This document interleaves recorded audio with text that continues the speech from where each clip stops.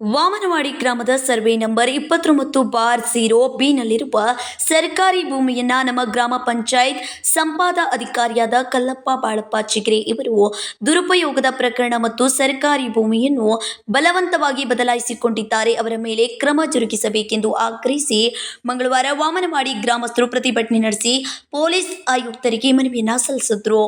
ವಾಮನವಾಡಿ ಗ್ರಾಮದ survey number 29/0 ಪಂಚಾಯಿತಿನಲ್ಲಿ ಸರ್ಕಾರಿ ಭೂಮಿಯನ್ನು ಸ್ವಾಧೀನಪಡಿಸಿಕೊಳ್ಳಲು ಕಳೆದ ತಿಂಗಳಿನಿಂದ ಅವಿಶ್ವಾಸವಾಗಿ ಪ್ರಯತ್ನ ಮಾಡುತ್ತಿದ್ದೇವೆ.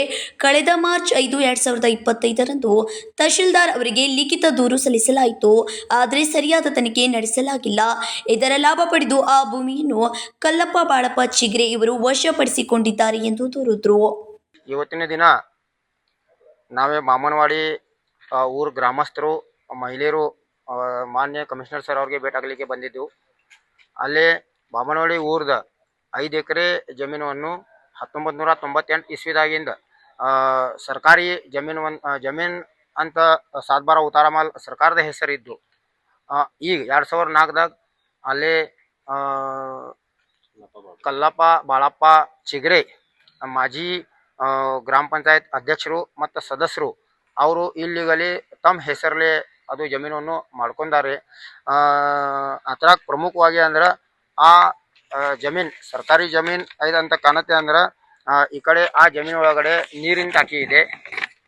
ಆಮೇಲೆ ಆ ಜಾಗೆ ಒಳಗಡೆ ಸರ್ಕಾರಿ ಇದು ರಣಗಾಡ ಇದೆ, ಮಂದಿರ್ ಇದೆ, ಆಮೇಲೆ ಒಂದು ಬೋರನ್ನು ಅದ್ರಾಗ ಬೋರನ್ನು ಇದೆ, ಸ್ಕೂಲ್ ಇದೆ.